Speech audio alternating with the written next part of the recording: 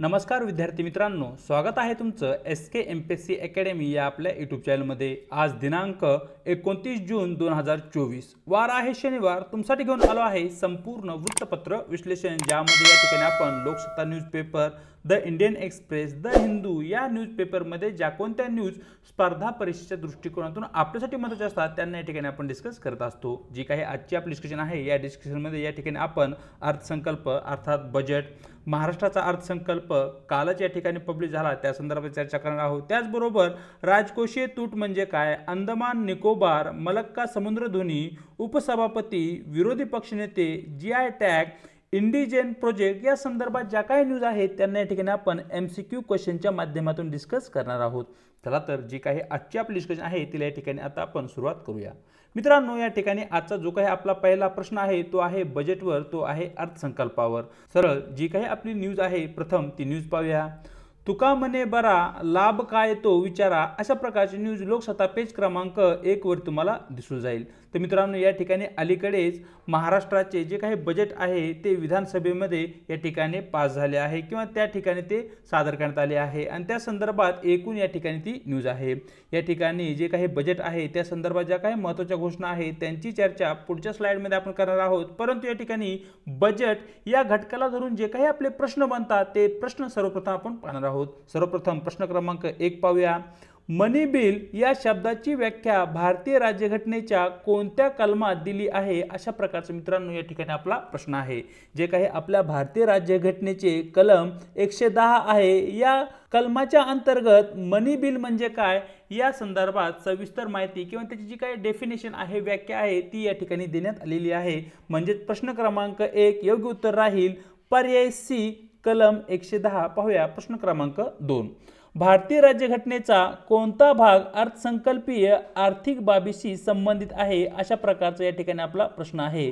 तर जी काही आपली भारतीय राज्यघटना आहे ती काही भागामध्ये विभागली गेली आहे। या ठिकाणी आपल्या भारतीय राज्यघटनेमध्ये जो काही भाग क्रमांक 12 आहे, यामध्ये अर्थसंकल्प आणि ज्या काही आर्थिक बाबी आहेत या संदर्भात जे काही प्रोव्हिजन तरतुदी आहेत त्या या ठिकाणी आपल्या राज्यघटनेमध्ये देण्यात आलेल्या आहेत। म्हणजे या ठिकाणी प्रश्न क्रमांक 2 चं योग्य उत्तर राहील पर्याय C। थोडक्यात ज्या काही महत्त्वाच्या घोषणा महाराष्ट्राच्या अर्थसंकल्प सादर करताना महाराष्ट्राच्या अर्थमंत्र्यांनी केल्या त्या संदर्भात चर्चा करणार आहोत। सर्वप्रथम या ठिकाणी जी घोषणा होती ती होती कृषी पंपासाठी मोफत वीज या घोषणेसंदर्भात। तर या ठिकाणी पहा मित्रांनो, जे काही आपल्या महाराष्ट्रामधील शेतकरी आहेत ज्यांच्याकडे 7 किंवा 7.5 HP चा जर पंप असेल तर अशा परिस्थितीमध्ये या ठिकाणी त्या ग्राहकांना या ठिकाणी मोफत विजेचा पुरवठा केला जाईल, अशा प्रकारची घोषणा सध्या अर्थसंकल्पामध्ये करण्यात आलेली आहे।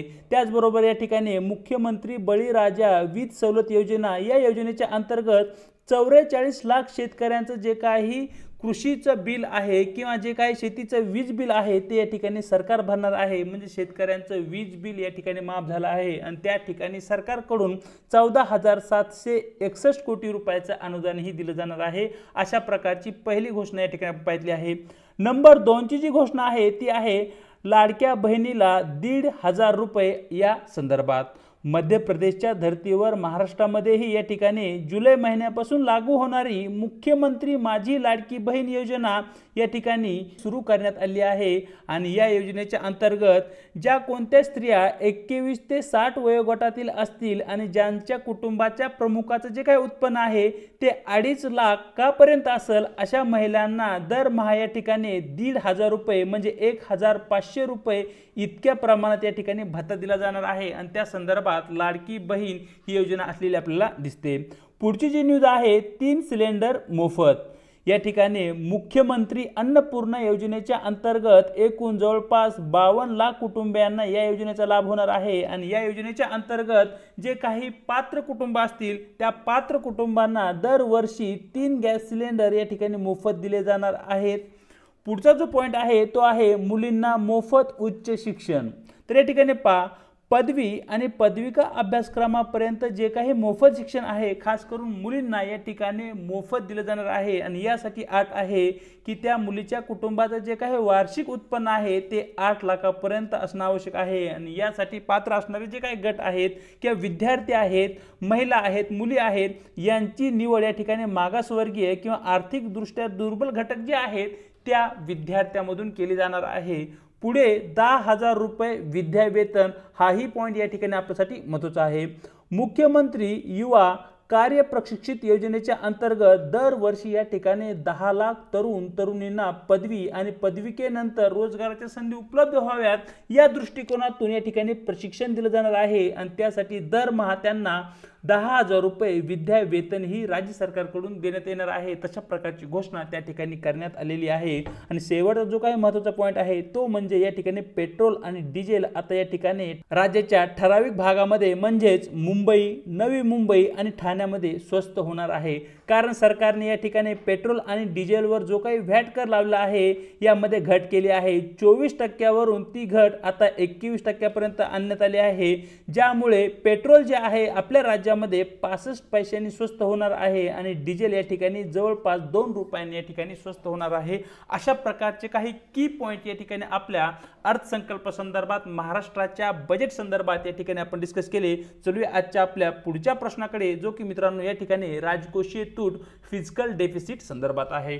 सर्वप्रथम जी न्यूज आहे ती न्यूज पाहूया। वित्तीय तूट 3% अशा प्रकारची न्यूज लोकसत्ता पेज क्रमांक 14 वर तुम्हाला दिसून जाईल। चालू आर्थिक वर्षातील मे अखेरीपर्यंत जी काही स्थिती आहे त्यानुसार आपल्या देशाची जी काही फिजिकल डेफिसिट आहे, ज्याला की या ठिकाणी आपण मराठीमध्ये वित्तीय तूट म्हणतो, ती वित्तीय तूट 3% पर्यंत खाली आली आहे। अशा प्रकारची एकूण या न्यूजचा या ठिकाणी सारांश आहे।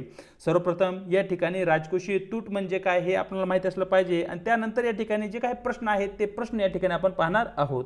मित्रांनो, ज्या प्रकारे एका कुटुंबाचा काही खर्च असतो आणि त्याचबरोबर काही उत्पन्नही असतं, त्याप्रमाणे जे काही राज्य सरकार असेल, केंद्र सरकार असतं, केंद्र सरकारकडे खर्चही असतो आणि त्याचबरोबर हा खर्च या ठिकाणी केंद्र सरकारच्या किंवा राज्य सरकारच्या उत्पन्नामधूनही भागवला जातो। फॉर एक्झाम्पल या ठिकाणी 2023 या सालासाठी महाराष्ट्र राज्याचा जो काही खर्च आहे तो आहे 110 कोटी रुपये आणि जे काही राज्य सरकारचं उत्पन्न आहे ते फॉर एक्झाम्पल 100 कोटी रुपये आहे, असे ॲज एक्झाम्पल या ठिकाणी आपण गृहीत धरूया। मग या ठिकाणी जो डिफरन्स आहे तो आहे 10 कोटीचा आणि या ठिकाणी हा जो डिफरन्स आहे यालाच या ठिकाणी आपण राजकोषीय तूट असे म्हणतो।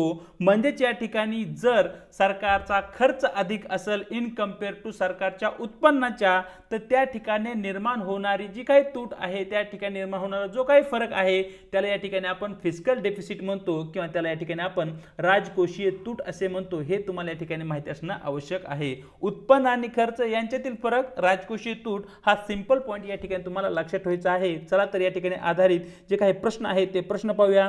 राजकोषीय तुटीची गणना करताना खालीलपैकी कोणत्या घटकाचा समावेश केला जातो, अशा प्रकारचा मित्रांनो या ठिकाणी आपला प्रश्न आहे।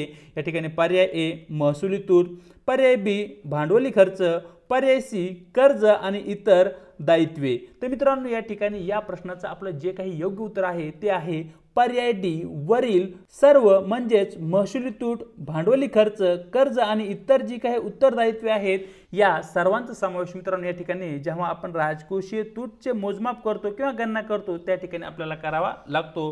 प्रश्न क्रमांक 3 योग्य उत्तर राहील पर्याय डी। पाहूया प्रश्न क्रमांक 4। खालीलपैकी कोणता उपाय राजकोषीय तूट कमी करण्यास मदत करू शकतो, अशा प्रकारचा मित्रांनो या ठिकाणी आपला प्रश्न आहे। तर मित्रांनो या ठिकाणी जे काही पर्याय दिले आहेत, उपाय दिले आहेत, यामध्ये सर्वात बेस्ट जो पर्याय आहे तो म्हणजे या ठिकाणी कर वाढवणे आणि सरकारकडून दिली जाणारी जी काही सबसिडी आहे यांचं प्रमाण कमी करणे। यामुळे या ठिकाणी जी काही राजकोषीय तूट आहे, फिजिकल डेफिसिट आहे, ती कमी होऊ शकते। फॉर एक्झाम्पल या ठिकाणी जर टॅक्स मध्ये किंवा करामध्ये जर वाढ केली तर या ठिकाणी सरकारचं जे काही उत्पन्न आहे ते उत्पन्न वाढेल आणि जी काही सबसिडीसाठी सरकारकडून केला जाणारा खर्च आहे तो खर्च या ठिकाणी कमी होईल। अर्थातच या ठिकाणी जी काही डेफिसिट निर्माण झाली आहे ती डेफिसिट कमी होईल। हा एक महत्त्वपूर्ण उपाय या ठिकाणी आपल्याला प्रश्न क्रमांक 4 मध्ये दिसतो। प्रश्न क्रमांक 4 योग्य उत्तर राहील पर्याय बी। चलूया पुढच्या स्लाइडकडे, ज्या ठिकाणी इन डिटेल मध्ये या ठिकाणी आपण राजकोषीय तूट फिजिकल डेफिसिट विषयी चर्चा करणार आहोत। सर्वप्रथम आपला पहिला प्रश्न असा आहे की राजकोषीय तूट म्हणजे काय, नेमका आपण राजकोषीय तूट कशाला म्हणतो। तर या ठिकाणी पहा, जे काही सरकार आहे, सरकारचा जो काही होणारा एकूण खर्च असतो आणि सरकारचे जे काही एकूण उत्पन्न असतं यामधील जो काही फरक असतो त्याला या ठिकाणी आपण राजकोषीय तूट असे म्हणतो। फॉर एक्झाम्पल सरकारचा होणारा खर्च 110 कोटी आणि सरकारचं जे काही उत्पन्न आहे ते म्हणजे 100 कोटी असं जर आपण या ठिकाणी गृहीत धरलं तर या ठिकाणी जो काही फरक हा 10 कोटीचा निर्माण होत आहे याला या ठिकाणी आपण राजकोषीय वित्तीय तूट असे म्हणतो। आणि जेव्हा या ठिकाणी जी काही वित्तीय तूट आहे यामध्ये जर वाढ झाली तर त्याचा अर्थ असा होतो की सरकार आपल्या कमाईपेक्षा म्हणजे आपल्या उत्पन्नापेक्षा जास्त खर्च करत आहे, जास्त पैसा या ठिकाणी कर्जाने घेत आहे असा त्याचा या ठिकाणी अर्थ होतो। तर मित्रांनो या ठिकाणी जी काही वित्तीय तूट आहे ती सामान्यतः व्यक्त करताना आपण किंवा सांगताना या ठिकाणी आपण ती जीडीपीच्या संदर्भात सांगतो, ती या ठिकाणी आपण सकल देशांतर्गत उत्पन्नाच्या प्रमाणात सांगतो। म्हणजे फॉर एक्झाम्पल भारताची जी काही वित्तीय तूट आहे ती तिच्या जीडीपीच्या 3% आहे, 4% आहे असे या ठिकाणी आपण व्यक्त करत असतो। FRBM म्हणजे fiscal responsibility and budget management या कायद्यानुसार जे काही आपलं राजकोषीय तुटीचे उद्दिष्ट आहे ते जीडीपीच्या 3% पर्यंत कमी करण्यात आला आहे। हे या ठिकाणी आपल्यासाठी माहिती असणं आवश्यक आहे। हा या ठिकाणी आपल्यासाठी खूपच महत्त्वाचा पॉइंट आहे।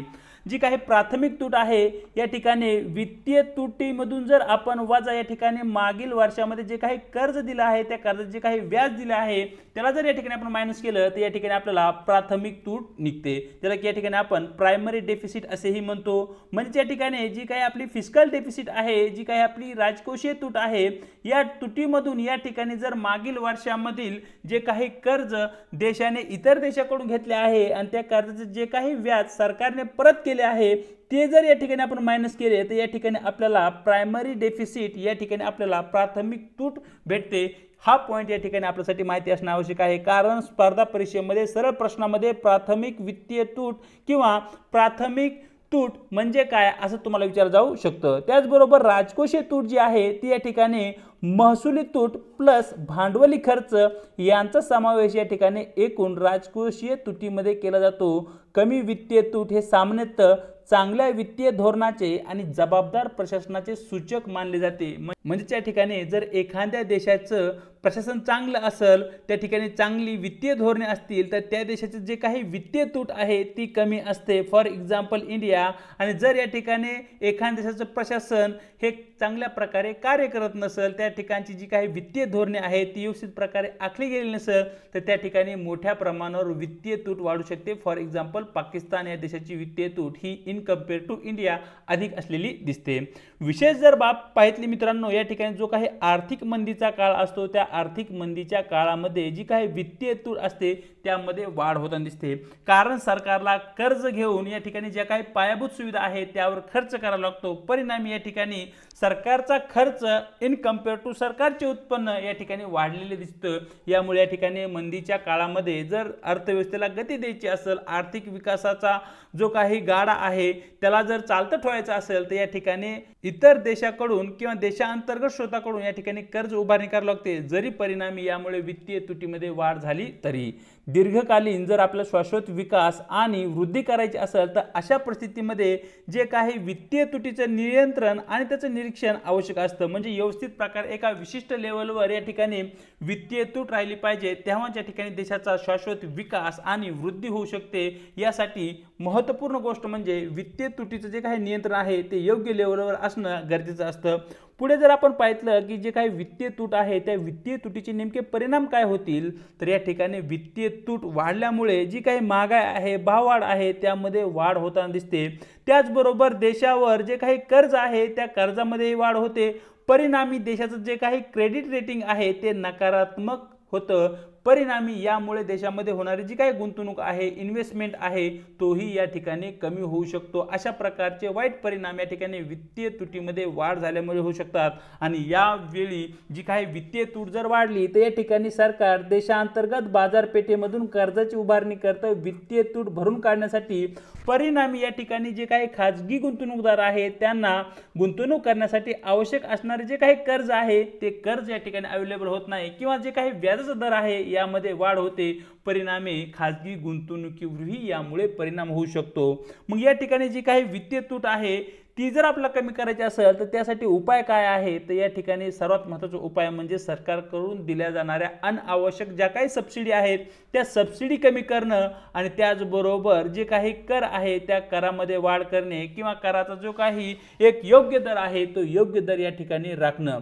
विशेष बाब म्हणजे महसूल निर्मितीवर या ठिकाणी आपल्याला भर द्यायचा आहे आणि त्याचबरोबर सरकारचा होणारा जो काही अनावश्यक खर्च आहे तोही या ठिकाणी कमी करून सरकारी खर्चाचं या ठिकाणी संतुलन साधण्याचा प्रयत्न करायचा आहे। या प्रामुख्याने दोन उपायाच्या माध्यमातून या ठिकाणी वाढणारी जी काही वित्तीय तूट आहे ती कमी केली जाऊ शकते आणि विशेष म्हणजे जे काही वित्तीय तूट आहे त्याचा जो काही भरणा आहे ज्या जर एखाद्या देशामध्ये वित्तीय तूट निर्माण झाली तर अशा परिस्थितीमध्ये ती वित्तीय तूट भरून कशी काढली जाते तर देशांतर्गत आणि आंतरराष्ट्रीय स्तरामधून कर्जाची उभारणी करून या ठिकाणी किंवा कर्ज घेऊन या ठिकाणी वित्तीय तूट भरून काढली जाते हेही तुम्हाला या ठिकाणी माहिती असणं आवश्यक आहे। चलूया आजच्या आपल्या पुढच्या प्रश्नाकडे जो की मित्रांनो या ठिकाणी अंदमान आणि निकोबार आयलंड संदर्भात आहे। सरळ जो काही प्रश्न आहे तो प्रश्न पाहूया। उत्तर ते दक्षिण दिशेने खालील स्थाने क्रमित करा अशा प्रकारचा मित्रांनो या ठिकाणी आपला प्रश्न आहे।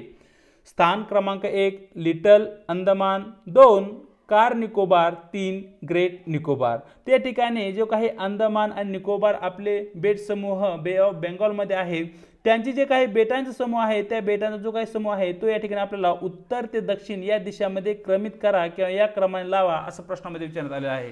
तर सर्वात नॉर्थला या ठिकाणी मित्रांनो आपल्याला लिटल अंदमान दिसतो, त्यानंतर कार अंदमान 2 नंबरला येतो, नंबर 3 वर या ठिकाणी ग्रेट निकोबार येतो। म्हणजे या ठिकाणी प्रश्न क्रमांक 5 आपलं योग्य उत्तर राहील पर्याय ए 1 2 3 हा जो क्रम आहे तो या ठिकाणी योग्य राहील। साईडला तुम्हाला पिक्चर देण्यात आले आहे, या पिक्चर मध्येही तुम्ही पाहू शकता।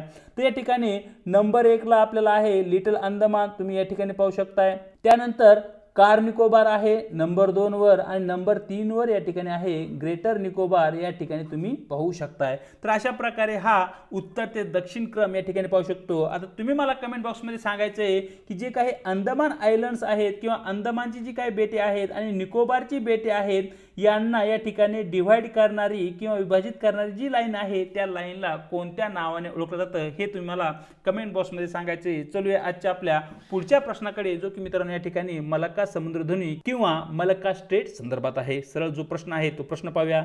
खालीलपैकी कोणते विधान मलक्का समुद्रधुनी संदर्भात बरोबर आहे अशा प्रकारचा मित्रांनो या ठिकाणी आपला प्रश्न आहे। त्या ठिकाणी जे काही प्रश्न आहे त्याचे योग्य उत्तर पाहण्या अगोदर तुम्हाला माहिती असलं पाहिजे जी काही मलक्का स्ट्रेट आहे ती कोठे आहे। त्या ठिकाणी तुम्ही इंडियाचा मॅप पाहू शकताय, या ठिकाणी बे ऑफ बेंगाल आहे आणि या ठिकाणी सिंगापूर, मलेशिया, इंडोनेशिया या देशाची भूभाग तुम्ही या ठिकाणी पाहू शकताय।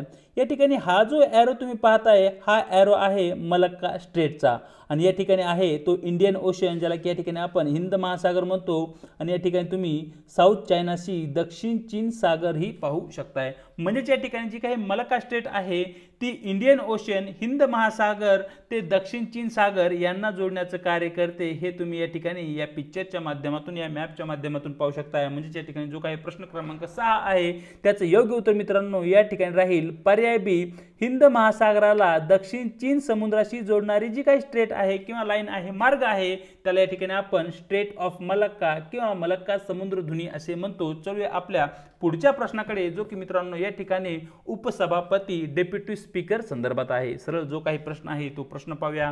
खालील विधाने विचारात घ्या। उपसभापतीची नियुक्ती देशाचे राष्ट्रपती करतात। विधान क्रमांक 2 उपसभापतीची निवड विधानसभेचे सदस्य त्यांच्यामधून करतात। विधान 3 सभापतीच्या अनुपस्थित विधानसभेच्या कामकाजात उपसभापतीची कोणतीही भूमिका नसते। अशा प्रकारचे 3 विधान आपल्याला देण्यात आले आहेत आणि यापैकी किती विधान बरोबर आहेत हे या ठिकाणी प्रश्नामध्ये आपल्याला विचारण्यात आलेलं आहे। जे काही आपले विधान आहेत त्यांची चर्चा करूया। तर मित्रांनो या ठिकाणी जे काही उपसभापती असतात त्या उपसभापतीची जी काही निवड आहे ते विधिमंडळाचे जे काही सदस्य आहेत ते सदस्य आपल्यामधून करतात। विधिमंडळ सदस्य म्हणजे कोण? जे काही आमदार आहेत या आमदाराला या ठिकाणी आपण विधिमंडळ सदस्य म्हणतो। जे काही राज्याचे आमदार निवडून आले आहेत त्या आमदारामधून एका व्यक्तीची निवड या ठिकाणी सभापती आणि उपसभापती म्हणून केली जाते। आणि विशेष बाब म्हणजे या ठिकाणी जर सभापती गैरहजर असतील, काही कारणास्तव त्यांनी रजा घेतली असेल, तर अशा परिस्थितीमध्ये उपसभापती आहे ते या ठिकाणी सभापती म्हणून कार्य करतात. म्हणजे या ठिकाणी जे काही विधान क्रमांक 1 आहे ते मित्रांनो या ठिकाणी चुकीचं आहे. राष्ट्रपती उपसभापतीची नियुक्ती करत नाहीत. विधान क्रमांक 2 या ठिकाणी मित्रांनो अगदी बरोबर आहे. उपसभापतीची जी काही निवड आहे ती विधानसभेचे जे काही सदस्य आहेत ती त्यांच्यामधून करतात. विधान क्रमांक 3 मित्रांनो या ठिकाणी चुकीचं आहे. सभापतीच्या अनुपस्थितीत या ठिकाणी जे काही उपसभापती आहेत यांची भूमिका महत्त्वपूर्ण असते. म्हणजेच या ठिकाणी वरील 3 विधानापैकी केवळ विधान क्रमांक 2 बरोबर, म्हणजे एकच विधान आपलं बरोबर असल्या कारणाने आपलं योग्य उत्तर राहील पर्याय ए, फक्त विधान 1 बरोबर. चलूया आजच्या आपल्या पुढच्या प्रश्नाकडे, जो की मित्रांनो या ठिकाणी विरोधी पक्षनेता, ज्याला की या ठिकाणी आपण लीडर ऑफ ऑपोजिशन म्हणतो, त्या संदर्भात आहे. तर या ठिकाणी जो काही प्रश्न आहे तो प्रश्न पाहूया. खालील विधाने विचारात घ्या. पहिल्या लोकसभेत विरोधी पक्षात सर्वात मोठा पक्ष हा स्वतंत्र पक्ष होता. विधान 2, लोकसभेत 1969 मध्ये पहिल्यांदा विरोधी पक्षनेता पदास मान्यता मिळाली. विधान 3, लोकसभेत जर एखाद्या पक्षाचे किमान 75 सदस्य नसतील तर त्यांच्या नेत्याला विरोधी पक्षनेता म्हणून मान्यता देता येत नाही. अशा प्रकारचे एकूण 3 विधान या ठिकाणी आपल्याला देण्यात आले आहेत आणि यापैकी किती विधान बरोबर आहेत असे आपल्याला या ठिकाणी प्रश्नामध्ये विचारण्यात आलेलं आहेत. तर मित्रांनो या ठिकाणी तुम्हाला माहिती असलं पाहिजे की जी काही आपली पहिली लोकसभा आहे किंवा पहिल्या लोकसभेची जी काही निवडणूक आहे ती 1951 साली झाली. या ठिकाणी सर्वात मोठा पक्ष काँग्रेस होता, इंडियन नॅशनल काँग्रेस, ज्याला की या ठिकाणी आपण भारतीय राष्ट्रीय काँग्रेस असे म्हणतो. परंतु जो दुसऱ्या क्रमांकाचा सर्वात मोठा पक्ष होता तो होता communist party of India, CPI. हे या ठिकाणी तुम्हाला माहिती असणं आवश्यक आहे. स्वतंत्र पक्ष हा पहिल्या लोकसभा निवडणुकीमध्ये सर्वात मोठा दुसऱ्या क्रमांकाचा पक्ष नव्हता, तर तो होता communist party of India, CPI. म्हणजे विधान क्रमांक 1 मित्रांनो या ठिकाणी चुकीचं विधान आहे. विधान क्रमांक 2 या ठिकाणी अगदी बरोबर आहे. लोकसभेत 1969 साली पहिल्यांदा जो काही विरोधी पक्षनेता आहे, लीडर ऑफ अपोजिशन आहे, हे जे पद निर्माण करण्यात आलं होतं त्याला या ठिकाणी मान्यता देण्यात आली. आणि विधान क्रमांक 3 मित्रांनो या ठिकाणी चुकीचं आहे. जर एखाद्या पक्षांच्या सदस्यांची संख्या एकूण लोकसभेचे जे काही सदस्य आहेत, लोकसभेचे सदस्य किती आहेत तर 550 या ठिकाणी लोकसभेचे एकूण सदस्य संख्या आहे. या 550 सदस्यांचे 10% जर एखाद्या पक्षाकडे सदस्य असतील तर त्या पक्षाला या ठिकाणी विरोधी पक्षनेते पद दिलं जातं. मग या ठिकाणी 555 चे 10% जर आपण काढले तर ते या ठिकाणी 55 होतात. म्हणजे या ठिकाणी 75 सदस्य नसले तरीही या ठिकाणी एखाद्या पक्षाचे जर सदस्य या ठिकाणी 55 असतील तर त्या पक्षाला त्या ठिकाणी लोकसभेमध्ये विरोधी पक्षनेते पद किंवा लीडर ऑफ अपोजिशनचं जे काही पद आहे ते पद या ठिकाणी भेटू शकतं. म्हणजे या ठिकाणी वरील जे काही 3 विधानं आहेत त्यापैकी केवळ 2 बरोबर असल्या कारणाने आपलं योग्य उत्तर राहील पर्याय ए, फक्त एकच विधान या ठिकाणी बरोबर आहे. चलूया आजच्या आपल्या शेवटच्या 2 प्रश्नाकडे, जे की या ठिकाणी मित्रांनो आपण MPSC आणि UPSC करणारे जे काही आपले बांधव आहेत त्यांना गृहीत धरून फ्रेम केले आहेत. सरळ जो काही प्रश्न आहे तो प्रश्न पाहूया. Consider the following statement about geographical indication, ज्याला की या ठिकाणी आपण GI टॅग असे म्हणतो. Statement 1, GI tag are used to identify products as originating from specific geographical location. Statement 2, a GI tag can only be awarded to agricultural products. Statement 3, geographical indication tag help in ensuring that the only authorized user can use the product name. Statement 4, the GI tag registration is valid for 20 years.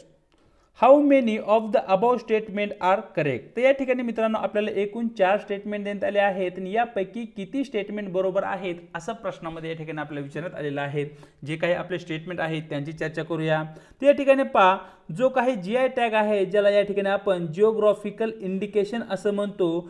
Geographical indication म्हणजे एखादं product किंवा एखादं उत्पादन एका particular एरियामधून निर्माण करण्यात आलं आहे आणि त्यामुळे त्यामध्ये खास विशेष गुण आहे, त्यामध्ये खास विशेष क्वालिटी आहे, यामुळे ते फेमस असतं. फॉर एक्झाम्पल बासमती राईस जो की दार्जिलिंग वेस्ट बंगाल या ठिकाणी उत्पादित केला जातो.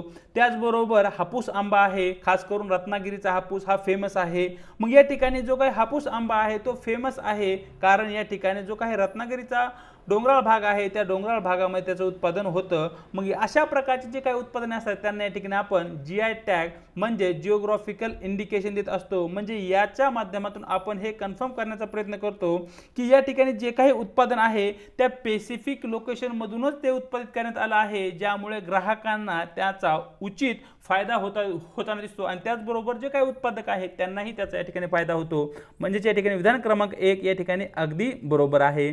जो काही GI टॅग आहे तो कृषी उत्पादनांना दिला जातो हे या ठिकाणी अगदी बरोबर आहे, परंतु त्याचबरोबर या ठिकाणी जे काही हस्तकला असतील, इंडस्ट्रियल प्रोडक्ट्स असतील यांनाही या ठिकाणी GI टॅग दिला जाऊ शकतो। म्हणजे या ठिकाणी विधान क्रमांक 2 मित्रांनो चुकीचं आहे।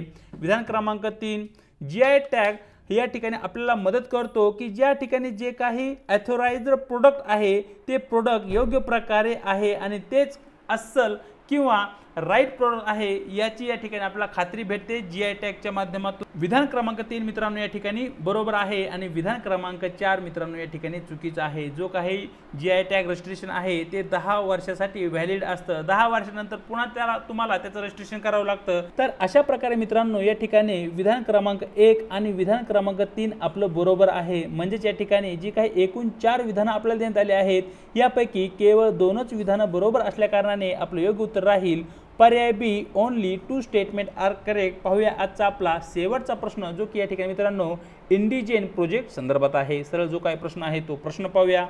Consider the following statement. The IndiGen project aim to create comprehensive database of Indian genome. Statement 2 the project is led by the Indian Council of Medical Research. या ठिकाणी प्रश्नामध्ये आपल्याला विचारण्यात आला आहे की वरीलपैकी कोणते विधान हे बरोबर आहे। तर मित्रांनो या ठिकाणी जे काही विधान क्रमांक 1 आहे ते या ठिकाणी अगदी बरोबर आहे।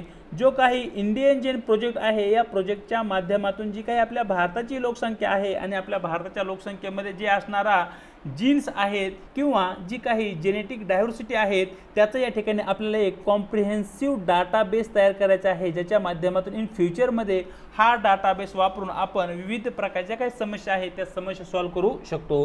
आणि या ठिकाणी हा जो प्रोजेक्ट आहे तो लेड करण्याचं कार्य किंवा त्याचं नेतृत्व करण्याचं कार्य या ठिकाणी council of scientific and industrial research यांच्याकडून करण्यात आलेलं आहे, ते Indian council for medical research कडून करण्यात आलेलं आहे। म्हणजे या ठिकाणी जी काही 2 विधानं आहेत यापैकी विधान क्रमांक 1 आपलं बरोबर आहे, विधान क्रमांक 2 या ठिकाणी चुकीचं असल्या कारणाने आपलं योग्य उत्तर राहील पर्याय A only statement number 1 is correct. तर अशा प्रकारे मित्रांनो दिनांक 29 जूनचं जे काही आपलं वृत्तपत्र डिस्कशन आहे ते या ठिकाणी आपण पूर्ण केलं आहे। व्हिडिओ जर आवडला असेल तर व्हिडिओला लाईक आणि शेअर करायला विसरू नका। त्याचबरोबर आपल्या व्हिडिओ लेक्चर सिरीजविषयी तुम्हाला काय वाटतं हे कमेंट बॉक्समध्ये अवश्य कळवा। चॅनलवरती जर नवीन असाल तर चॅनलला एकदा अवश्य सबस्क्राईब करून घ्या आणि त्याचबरोबर व्हिडिओच्या डिस्क्रिप्शन बॉक्समध्ये देण्यात आलेली आपल्या टेलिग्राम चॅनलची जी काही लिंक आहे त्या ठिकाणी तुम्हाला आपले टेलिग्राम चॅनल ही जॉईन करायचे आहे, ज्याच्या माध्यमातून आपल्या प्रत्येक व्हिडिओच्या लिंक्स आणि त्याचबरोबर स्पर्धा परीक्षेसंदर्भात महत्त्वपूर्ण ज्या काही अपडेट आहेत त्या तुम्हाला त्या ठिकाणी भेटत राहतील। विशेष बाब म्हणजे जी काही आपले डिस्कशन आहे त्याची ही PDF येणाऱ्या काही दिवसामध्ये त्या ठिकाणी तुम्हाला अवेलेबल होऊन जाईल। आज इथेच थांबत आहोत, भेटूया एका नवीन व्हिडिओ सोबत।